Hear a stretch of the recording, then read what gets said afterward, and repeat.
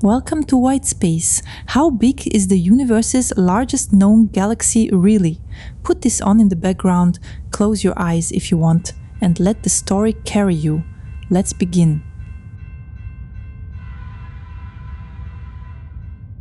In the year 2016, astronomers scanning a relatively unremarkable patch of sky made a discovery that stopped a room full of scientists cold.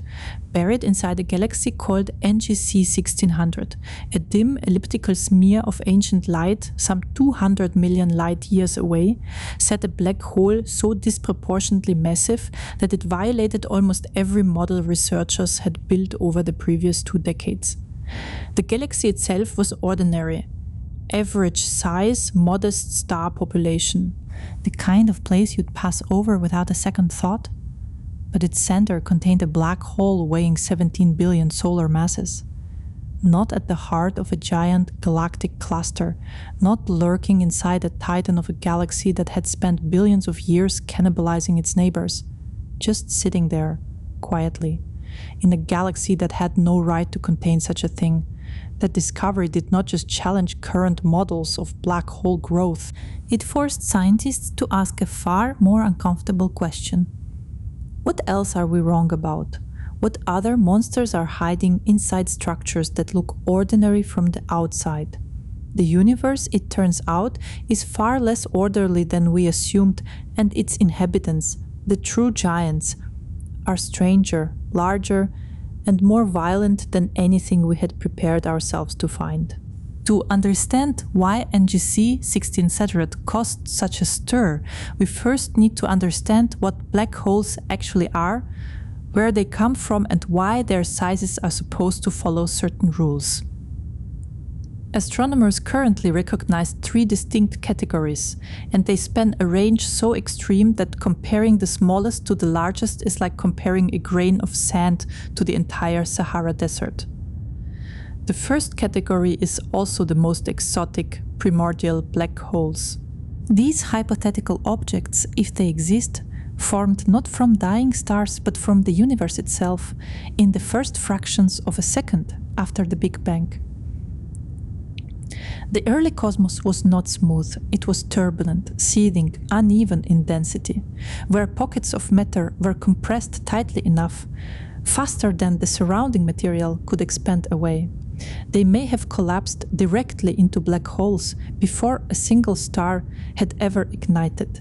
Some models suggest these primordial black holes could be extraordinarily small, not just smaller than a grain of dust, smaller than a single proton.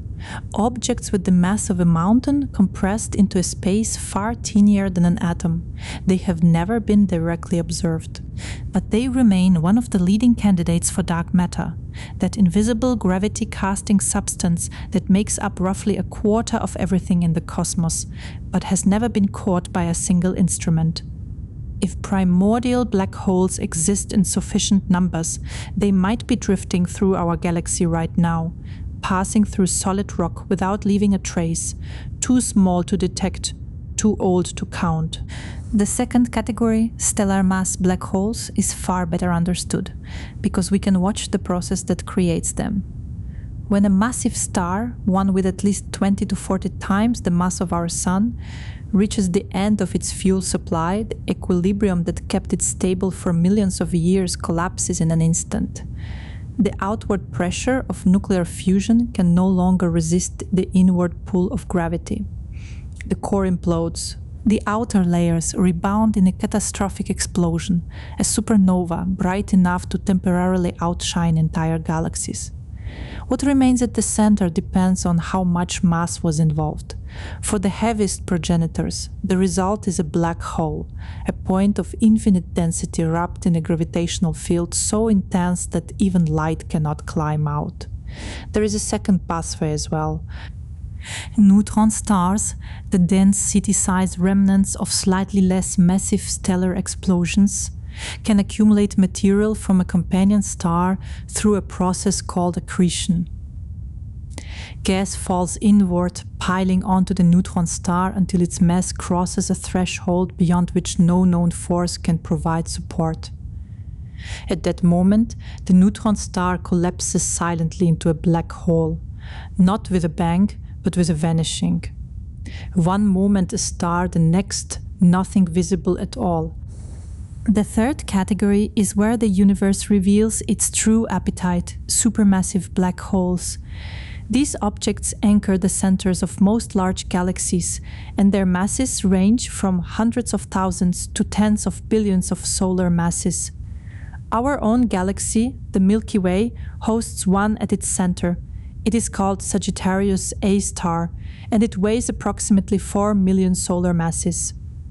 For decades it sat quietly, its presence inferred from the orbital dynamics of stars, whipping around it at speeds that make no sense unless something inconceivably dense occupies the center of their orbits.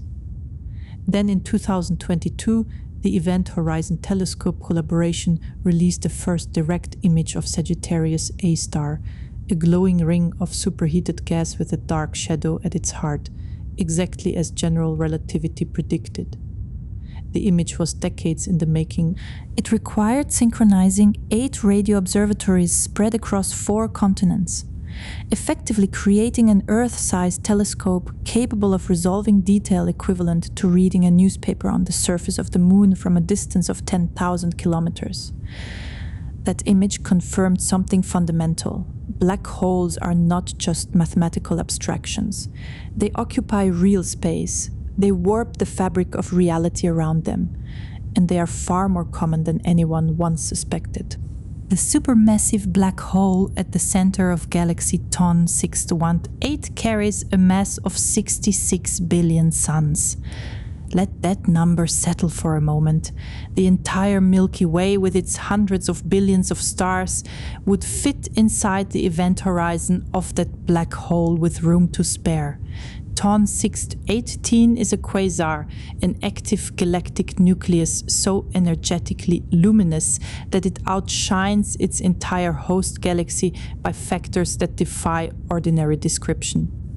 It sits roughly 10 billion light-years away, meaning the light we detect today left that object when the universe was less than 4 billion years old.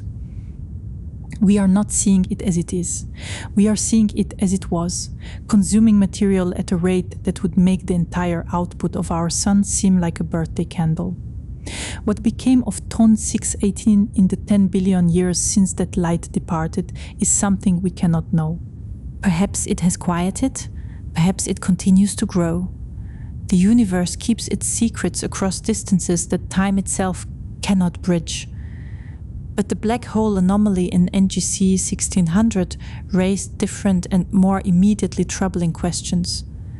Unlike TON 618, which sits inside a massive, well-fed galaxy in a rich environment, NGC 1600 is isolated. It lives in a sparse region with few neighbors to cannibalize. According to every established model, a galaxy in such an environment should host a much more modest black hole, perhaps a few billion solar masses at most. 17 billion suggested one of two things. Either the galaxy once had companions that it consumed long ago, leaving no visible trace, or our understanding of how black holes and galaxies grow together is fundamentally incomplete. The relationship between a galaxy and its central black hole is supposed to be tightly coupled. They grow in tandem. Their masses correlate. It is one of the most robust observations in modern astrophysics, and NGC 1600 breaks it, not gently. Catastrophically, that is the kind of discovery that does not merely add to a field, it rebuilds the field from the foundation. Elsewhere in the catalogue of cosmic extremes, we find objects that strain comprehension from a different direction. Not objects too dense, but objects too large.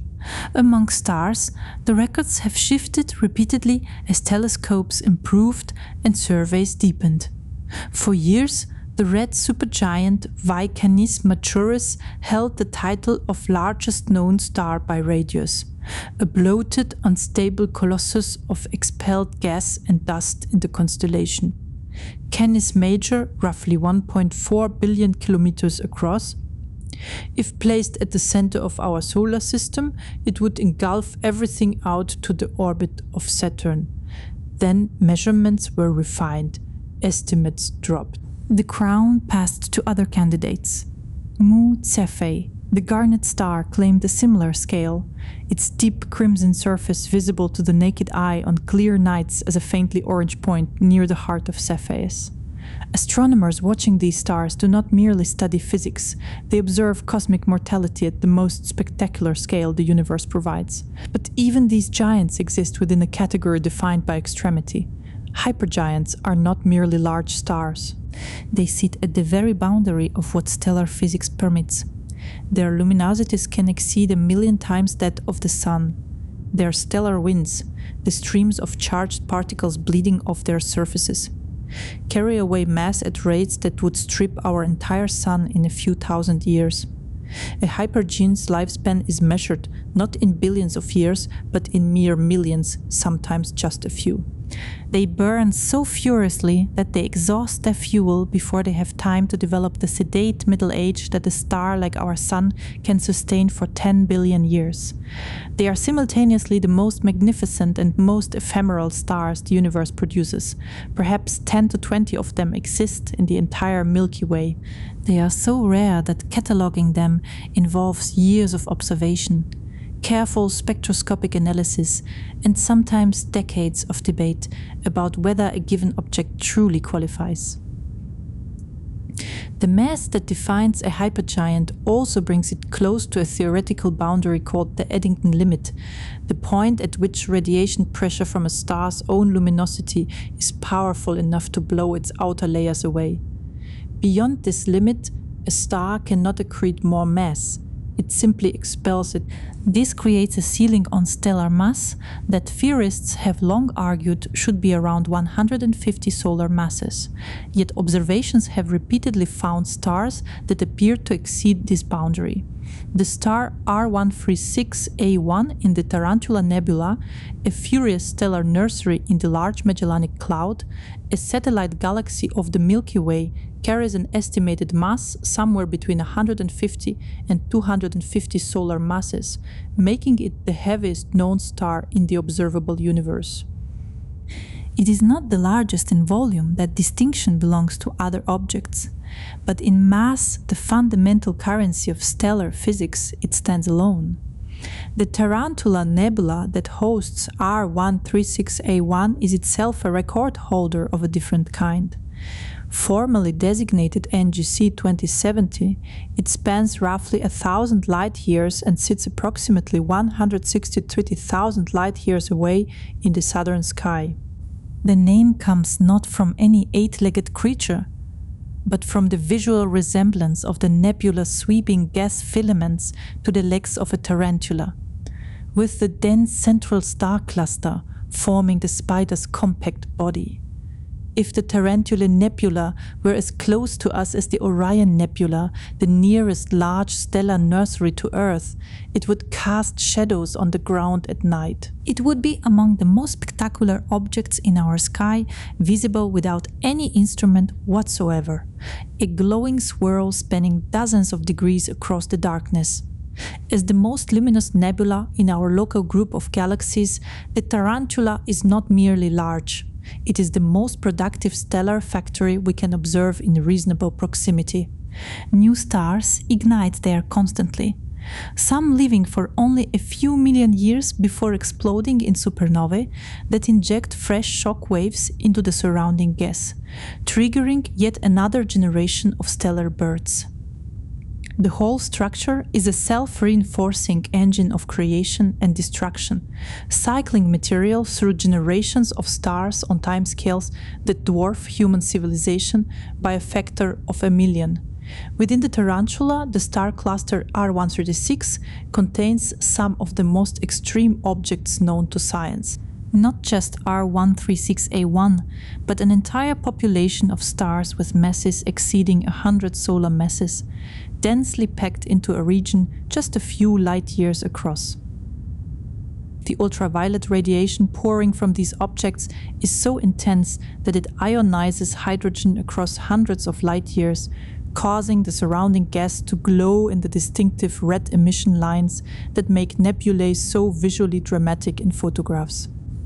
The stars themselves drive winds powerful enough to sculpt enormous cavities in the surrounding material, cosmic bubbles blown by stellar breath, their walls lit from within by the X-ray afterglow of ancient supernova explosions. The star cluster Hodge 301, also embedded within the tarantula, has already seen dozens of its most massive members explode. The shock waves from those explosions now race outward through the nebula, colliding with dense gas clouds, compressing them, setting in motion the gravitational collapse that will birth the next generation of stars. The Tarantula Nebula is not a static painting. It is a machine. It has been running for millions of years and will continue long after every creature alive today has passed beyond any reckoning.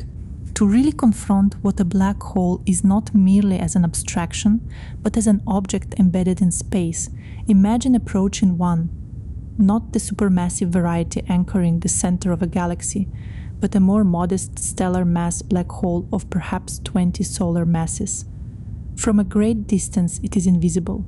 Space around it appears normal, stars behind it show no obvious distortion, but as the distance closes, something subtle begins. The star field behind the black hole starts to shift light from stars. That should be hidden behind it bends around the edges of its intense gravitational field and arrives at angles it has no business arriving from. Stars appear in doubled images, arcs, and rings.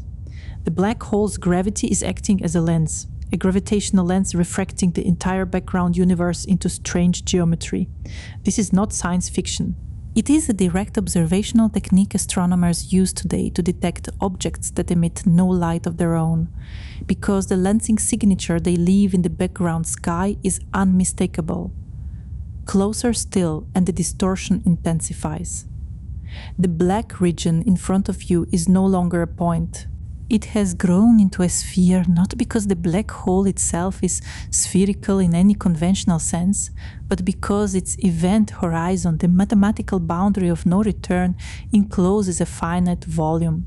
Inside that boundary, escape is not merely difficult, it is geometrically impossible. The structure of space-time inside the event horizon is so distorted that all future-directed paths, all possible trajectories through space and time lead inward, not just downward, inward in every direction. There is no way to steer away from the singularity at the center. Because the singularity is not a location in space, it is a location in time, the future for anything that crosses the horizon. At the photon sphere, a distance from the black hole where gravity is strong enough to force light into circular orbit, something extraordinary happens. Light from behind you, from the universe you are leaving behind, has been bent entirely around the black hole and is arriving from directly in front of you. You are, in effect, looking at the back of your own head. The entire universe wraps itself into a narrowing ring as you move inward, compressed by the warping of space into a shrinking halo of light. Beyond the event horizon, if you somehow survive the crossing, you would see nothing in front of you. No light escapes from below, so no light arrives from below. But behind you, the universe would still be visible, shrunk now into a tight, brightening point as your own future accelerates toward the singularity. Time for you and time for a distant observer have completely diverged. From outside, anyone watching you approach would see you slow, redden, and fade, never quite reaching the horizon, frozen by the gravitational time dilation in a kind of eternal approach. From your perspective, you crossed long ago, you're already inside. And what waits at the end of that interior, the singularity, the point where density and curvature become infinite and the equations of physics break down entirely, remains one of the most profound and unresolved questions in all of science. Something happens there. We do not know what. Perhaps general relativity simply fails at those scales replaced by a quantum theory of gravity we have not yet constructed. Perhaps the singularity is not a point at all, but a surface, a structure, something our current mathematics cannot yet describe. The black hole keeps its deepest secret with absolute fidelity across the universe, at scales that make even the largest black holes seem like footnotes. Astronomers have found structures that challenge another cornerstone of cosmology, the assumption that the universe is the same in all directions when viewed at sufficiently large scales. For most of the 20th century, this assumption, the cosmological principle, seemed well supported. Galaxies cluster into groups, groups gather into clusters, clusters aggregate into superclusters, but above a few 100 million light years, the theory said, the universe should look uniform. Everything balances out. No structure should exist larger than approximately 1.2 billion light years. Then surveys began finding things that should not exist. In 2015, astronomers identified a ring of gamma-ray bursts spanning 5 billion light-years in diameter. Gamma-ray bursts, the most energetic explosions in the observable universe, trace the distribution of galaxies across cosmic history, serving as bright markers of where matter concentrates. A ring of them 5 billion light-years across implies a corresponding structure of galaxies, a superstructure so enormous that it alone cracks the theoretical ceiling on size by a factor of 4 or 5. The probability that this ring emerged by chance is estimated at roughly 1 in 20,000. That does not mean it is impossible, but it demands explanation, and none of the current standard models comfortably provide one. Even more extreme is the Hercules Corona Borealis Great Wall, first described in 2013 and subsequently confirmed through multiple independent analyses. It extends across more than 10 billion light-years, roughly 1/10 the diameter of the entire observable universe. It was discovered not through optical galaxy surveys, but through the distribution of gamma-ray bursts. And its existence creates a problem so fundamental that it sits at the center of ongoing debate in theoretical cosmology. The universe at the distance corresponding to 10 billion light-years is the universe as it was 3.5 billion years after the Big Bang. Standard models of structure formation say that at that age, no coherent structure anywhere near that size could have assembled. Gravity had not had enough time. The expansion of the universe working against gravity had not allowed concentrations of mass to grow on such scales. Something either formed this structure through a mechanism we have not identified, or the standard model of cosmic evolution requires fundamental revision in its earliest chapters. Closer to home, on the modest scale of a few 100 million light-years, our own cosmic neighborhood turns out to be equally strange when examined carefully. In the mid-1980s, two astronomers noticed something odd about the motions of nearby galaxies. They were not moving exactly as the smooth expansion of the universe would predict. They were streaming, drifting collectively toward a particular region of sky obscured behind the dust of the Milky Way's own disk. That region, impossible to survey in visible light, was given a placeholder name: the Great Attractor. For decades, it was one of astronomy's most tantalizing mysteries. What could be massive enough to pull an entire region of space, including our own galaxy and dozens of its neighbors across hundreds of millions of light years? The answer that eventually emerged was underwhelming in its specificity and overwhelming in its scale. The Great Attractor is not a single object. It is a dense concentration of galaxy clusters, a supercluster called the Norma cluster, also designated a Bell 3627, whose combined mass produces the gravitational influence we detected. Its mass equivalent rounds to about 1,000 trillion solar masses. 1,000 galaxies clustered together, pulling everything around them with a gravity that operates across distances. It takes light 300 million years to cross. But the story does not end at Norma. Further analysis revealed that even the Great Attractor is itself being gravitationally influenced by something more massive still. Beyond it, at distances exceeding 600 million light-years, sits the Shapley supercluster, the most massive structure in the nearby universe, containing more than 8,000 galaxies and carrying a mass exceeding 10 quadrillion solar masses, 10 times the mass of the Great Attractor's concentration.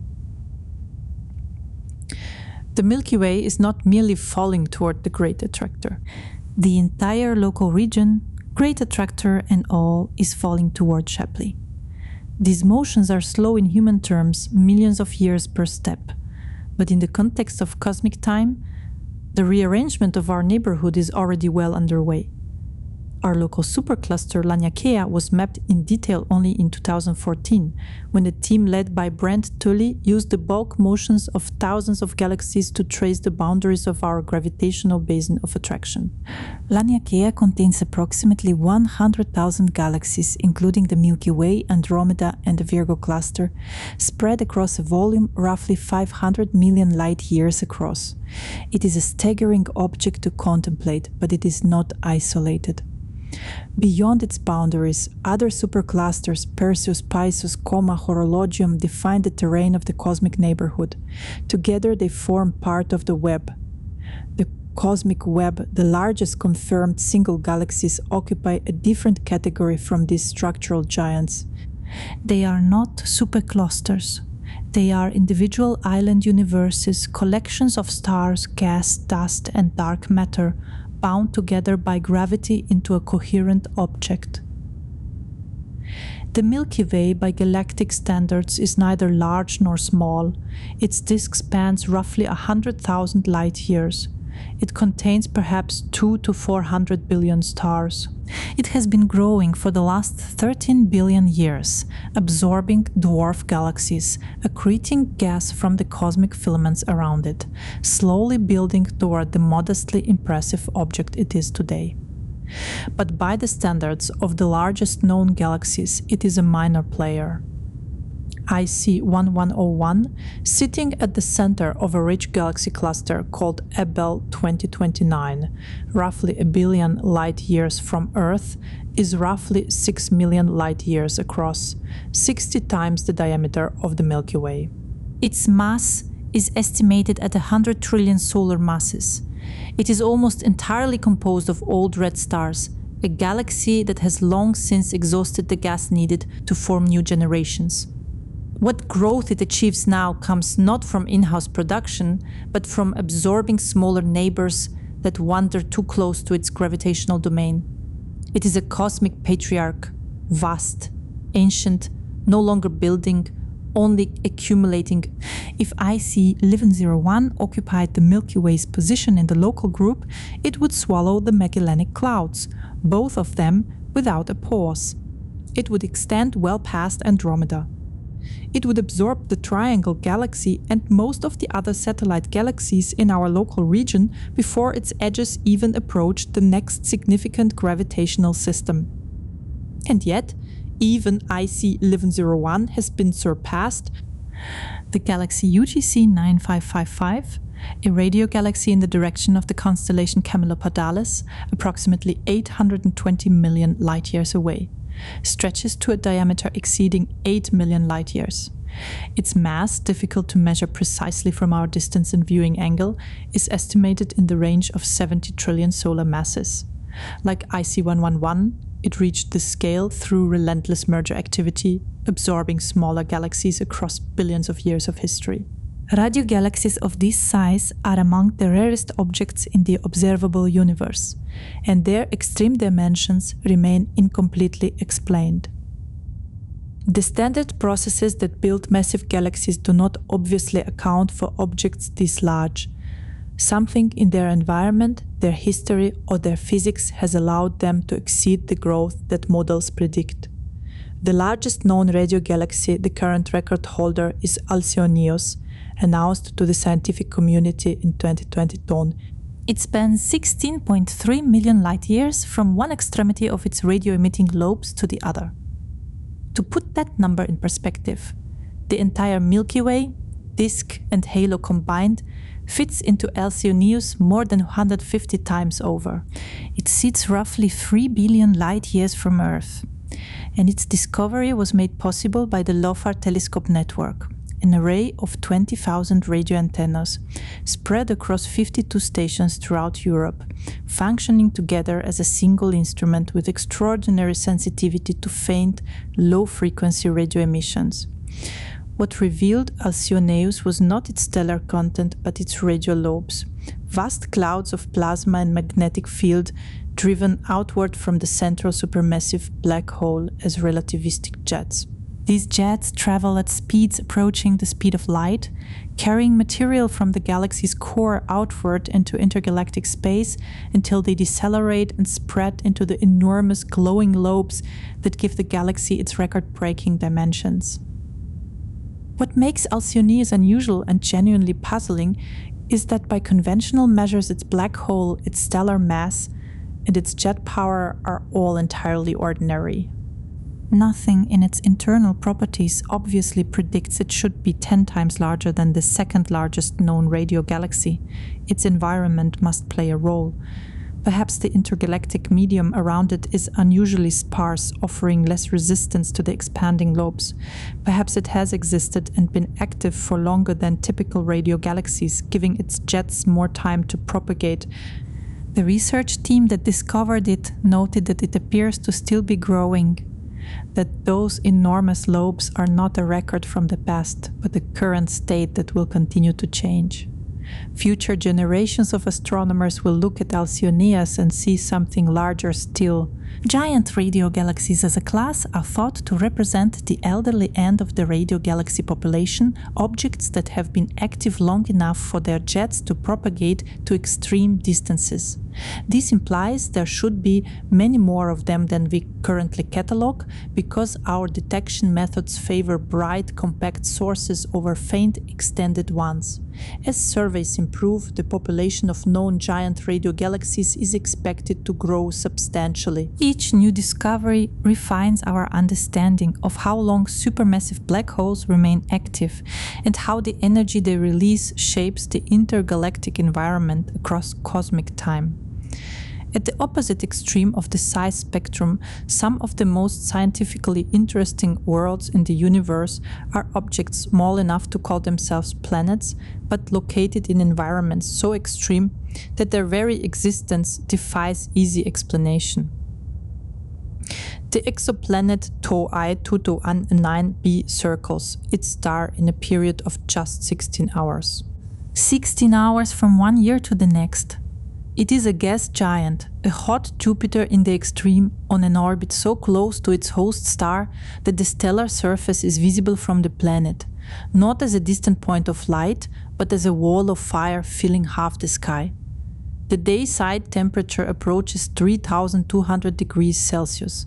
At those temperatures, iron vaporizes. Molecular bonds that hold even the most refractory minerals together are broken by thermal energy alone. The atmosphere on the day side is not a layer of gas, but a barely coherent envelope of plasma, superhot and continuously blasted by radiation. The planet is tidally locked, one phase perpetually in blistering daylight, the other in freezing dark, and the system is in the process of tidal decay. Tau-I 2109b is spiraling inward. The tidal forces between it and its star are dissipating orbital energy, and on a time scale of perhaps a few million years, a cosmological eye blink, the planet will cross a threshold and begin to disintegrate. Material will stream from its outer layers, forming an extended tail visible in transit photometry before the core itself is consumed. We are watching in essentially real time the death of a planet. The story of WD 1856b is, if anything stranger still, it is a planet, or perhaps just below planetary mass, orbiting a white dwarf at a distance of only 3 million kilometers. That is 20 times closer to its star than Mercury orbits our Sun. And that should be impossible, because white dwarfs are the remnants of stars that once passed through a red giant phase, expanding to sizes that would have engulfed any planet at that distance. Whatever WD-1856b is, it cannot have always been where it is now. It survived its star's death somehow and migrated inward afterward. 2 scenarios have been proposed. In the first, the planet was already at a closer orbit during the red giant phase, becoming briefly embedded in the giant's outer envelope, losing energy to drag, and settling onto a tight orbit once the envelope was expelled. In the second, the planet originally orbited at a safe distance, but was perturbed gravitationally, perhaps by other planets, whose orbits destabilized as the dying star shed mass and spiraled inward over millions of years to its current position after the white dwarf formed. The James Webb Space Telescope has been directed at this system in the hope of determining the planet's mass through spectroscopic and photometric analysis more precise than what previous instruments could provide. Whatever the answer, WD-1856b represents the first confirmed example of a planet in what astronomers now call the second-chance habitable zone, the region around a white dwarf where, despite the violence of stellar death, conditions might conceivably support the chemistry relevant to life. The white dwarf's temperature, around 4,500 degrees Celsius, is cooler than our Sun. Its luminosity is much lower, but it will remain at roughly this temperature for billions of years more, providing a stable, if dim, energy source for anything in its neighborhood. To make sense of where all these objects exist, to give spatial reality to the distances between them, requires abandoning the units of measurement we use in daily life and adopting scales that the human mind can only approach metaphorically. Our own planet has a diameter of just under 13,000 kilometers. The distance from Earth to the Sun, 1 astronomical unit, is 150 million kilometers. The farthest known object in our solar system, the trans-Neptunian object Sedna at its most distant point, lies nearly 900 astronomical units away. That sounds large, but the nearest star to our own Proxima Centauri is more than 268,000 astronomical units away. The astronomical unit adequate for our solar system breaks down entirely when we step outside it. Light itself, traveling at 300,000 kilometers per second, takes 4.2 years to cross from Proxima Centauri to Earth. That distance, a light year, nearly 10 trillion kilometers, becomes the standard unit of measurement for interstellar and intergalactic distances. The Milky Way spans about 100,000 light years. The Andromeda Galaxy, the nearest large galaxy to ours, sits 2.5 million light years away. The Virgo cluster, the nearest major galaxy cluster, lies 65 million light years distant. And the observable universe, the sphere of space from which light has had time to reach us since the Big Bang, extends 46 billion light years in every direction. Within that sphere, there are an estimated 2 trillion galaxies, 2 trillion island universes, each containing hundreds of billions of stars, each potentially hosting billions of planets. Most of them will never be individually imaged by any instrument we can conceive of building. They are resolved only statistically as faint smears in deep field exposures that require days of telescope time to accumulate. The individual character of each, its particular history, its black hole, its stellar population, its chances of harboring chemistry that thinks is lost to distance. The distribution of those 2 trillion galaxies across that 46 billion light-year sphere is not random. It is not uniform. It is structured hierarchically into the cosmic web, the grandest architecture in nature. Galaxies cluster. Clusters form filaments. Filaments bound the surfaces of enormous voids, regions nearly empty of luminous matter, where galaxy density falls to 10 or 20% of the cosmic average. These voids are the dominant structural feature of the universe by volume. They occupy roughly 80% of our space. Everything we normally think of as the universe, all the stars, all the galaxies, all the black holes and nebulae and planets, is squeezed into the remaining 20%, arranged along the thin walls and dense intersections of a network that extends as far as observation reaches in every direction. The Buhitz void, discovered in 1981, spans roughly 330 million light-years and is so empty that the few galaxies detected within it are sometimes called the Buhitz void galaxies, as if they constitute a category unto themselves, islands in emptiness. The KBC void, the local hole, encompasses our own position in the universe. It is approximately 2 billion light-years in diameter, and the Milky Way sits not at the center, but somewhere within its interior. We live inside a bubble, not metaphorically. Geometrically, the density of galaxies and matter in our immediate cosmic environment is measurably lower than the universal average. And this local underdensity has measurable consequences for our determination of the Hubble constant, the expansion rate of the universe, which is one of the most contentious problems in contemporary cosmology. The voids are not entirely empty. Observations in multiple wavelengths have revealed faint filaments of gas even within the deepest voids. Dark matter halos too small to have collected enough gas to form visible galaxies, and occasional dwarf galaxies and isolated clouds drifting far from any cluster.